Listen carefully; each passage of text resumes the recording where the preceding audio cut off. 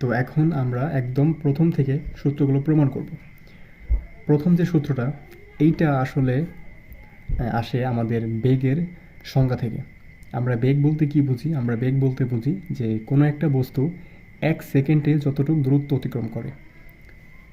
তো এইখানে আমরা বলতে পারি যে ধরো এখানে একটা মানুষ আছে, সে একটা টি সময়ে সে এইখান থেকে এইখান পর্যন্ত গেল। ধরলাম টি সময়ে সে এস পরিমাণ দূরত্ব সে অতিক্রম করলো। তাহলে এইখান থেকে আমরা লিখতে পারি যে টি সময়ে সে অতিক্রম করলো এস মিটার পথ, তাহলে 1 সেকেন্ডে সে অতিক্রম করলো এস বাই টি। তো এখান থেকে আমাদের বেগের সংজ্ঞা থেকে আমরা পাই v is equal to s by t, আর এখান থেকে আমরা পাই s is equal to v t. তো আমাদের এর পরে যেই ফর্মুলা সেটা হচ্ছে ত্বরণের সূত্র। তো আমরা ত্বরণ বলতে বুঝি যে 1 সেকেন্ডে কোনো একটা বস্তুর বেগের যতটুকু পরিবর্তন হয়। তো এর জন্য আমি একটি কন্ডিশন নিচ্ছি। ধরি এইখানে একজন মানুষ ছিল, সে তার আদিবেগ ইউ বেগে চলছিল। একটা সার্টেন টাইম পরে তার বেগ ইউ থেকে ভিতে পরিণত হয়। আমি ধরে নিচ্ছি টি সময় পর এই ঘটনাটি ঘটল। তাহলে এখান থেকে আমরা লিখতে পারি যে এখানে বেগের পরিবর্তন আসলে কতটুকু হয়েছে। বেগের পরিবর্তন যদি লিখি del V is equal to V minus U পরিমাণ, তাহলে এই টি সময়ে তার বেগের পরিবর্তন হয়েছে ভি মাইনাস ইউ পরিমাণ। তাহলে এখান থেকে লিখতে পারি টি সেকেন্ডে পরিবর্তন হয় ভি মাইনাস ইউ পরিমাণ। তাহলে আমাদের ত্বরণের সংজ্ঞায় ছিল 1 সেকেন্ডে বেগের যত পরিবর্তন হয়। তাহলে এখান থেকে লিখতে পারি 1 সেকেন্ডে বেগের পরিবর্তন হয় v minus u by t. আর এইটা হচ্ছে আমাদের সেই ত্বরণের সূত্র, a is equal to V minus u by t.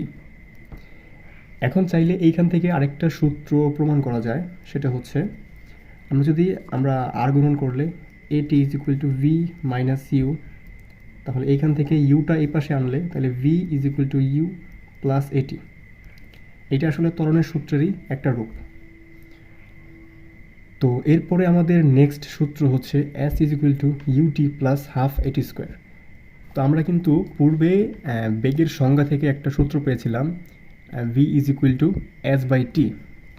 তো এখান থেকে আমরা লিখতে পারি যে s is equal to v t. তো এখান থেকে দেখা যায় যে আমরা যদি কোনো একটা বস্তুর বেগ জানি এবং এই বেগে এই বস্তুটি কতক্ষণ সময় যাত্রা করেছে, তাহলে এইখান থেকে আমরা বলতে পারবো যে এই বস্তুটি আসলে কতটা পথ অতিক্রম করেছে। কিন্তু এখানে একটা সমস্যা আছে। সমস্যাটা হলো যে এই যে বেগটা, এই বেগটা কিন্তু ধ্রুববেগ বা সমবেগ। মানে পুরো পথে যদি তার বেগটা একটা মান থাকে, নির্দিষ্ট মান থাকে, তাহলেই কিন্তু আমরা এই সূত্র ব্যবহার করতে পারবো।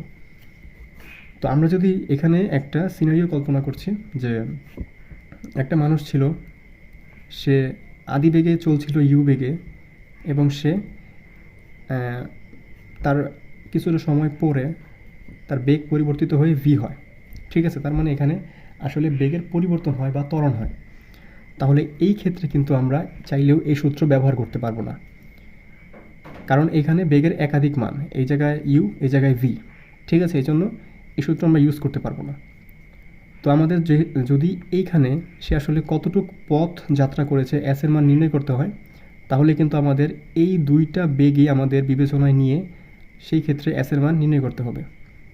আচ্ছা, আমরা চাইলে এই দুইটা বেগের মান যদি আমরা একটা গড় ভ্যালু নেই, তাহলেই কিন্তু দুইটা বেগের মানই আমাদের ম্যাথে ক্যালকুলেশনে নেওয়া হয়ে যাবে। তো এখানে কিন্তু আমরা লিখতে পারি যে U plus V divided by 2। এখন কিন্তু আমাদের এই দুই বেগের মানই আমাদের ক্যালকুলেশনে নেওয়া হয়েছে।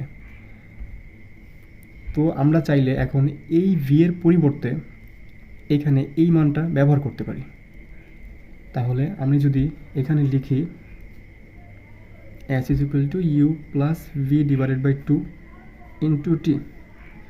তোমাদের বইয়ে অনেক জায়গায় এই সূত্র কিন্তু ব্যবহার করা হয় ম্যাথের ক্ষেত্রে। তো এইখানে আমরা চাইলে একটু আগে যে ত্বরণের একটি সূত্র পেয়েছিলাম, a is equal to V minus u by t, এখান থেকে আমরা পেয়েছিলাম v is equal to you plus এটি।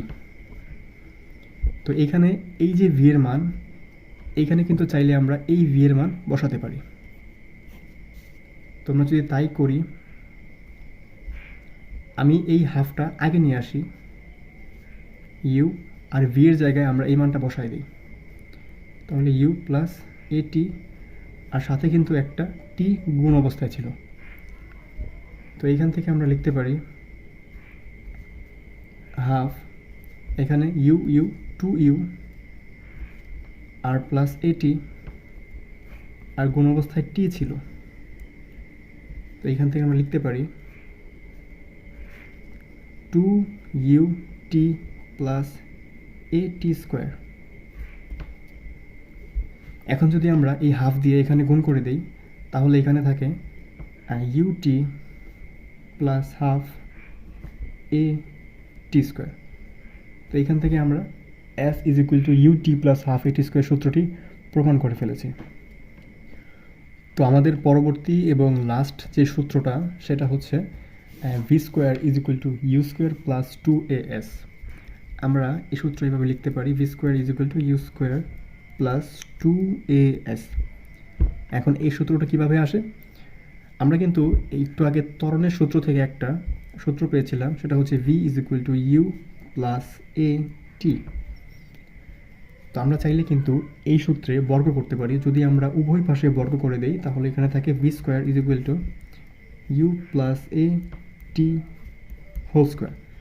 এখানে যদি আমরা এটাকে ক্যালকুলেশন করি, এ প্লাস বি হোল স্কোয়ারের সূত্রে এ square plus two A B plus B square. আশা করি এতটুকু সবাই বুঝো। তো এরপরে আমরা এখান থেকে ইউ স্কোয়ার রেখে আমরা এই দুই জায়গা থেকে আমরা কিন্তু চাইলে টু এ কমন নিতে পারি। যদি আমি এখান থেকে টু এ কমন নেই, তাহলে এখানে থাকে ইউটি প্লাস, এখানে কিন্তু টু ছিল না, আমি কিন্তু যেহেতু এখানে টু এ কমন নিয়েছি, তাহলে কমন নেওয়ার অর্থ কি? কোনো কিছুর সাথে ভাগ করে দেওয়া। তো এখানে দুইটা আসলে এখানে ভাগ হয়ে যাবে, এখানে একটা এ ছিল আর এখানে একটা এ কাটা যাবে। এখানে থাকবে হাফ এ টি স্কোয়ার। এটা কিন্তু আমাদের সেই পরিচিত সূত্র, যেটা আমরা একটু আগে প্রমাণ করেছি, S is equal to U T plus half A T square. তার মানে এই জায়গাতে আমরা লিখতে পারি এস। তার মানে এখানে থাকে U square plus two A S. এই যে এর সাথে আমাদের প্রমাণিত হয়ে গেল V square is equal to U square plus two A S. তো মোটামুটি এই ছিল গতির সবগুলো সূত্রের প্রমাণ। তো আমি তোমাদের কাছে একটা জিনিস আশা রাখবো, তোমরা অবশ্যই কমেন্ট সেকশনে জানাবে তুমি কি আসলে এই সবগুলো প্রমাণ বুঝতে পেরেছো কিনা, এবং ভিডিওটা তোমার কাছে কেমন লেগেছে।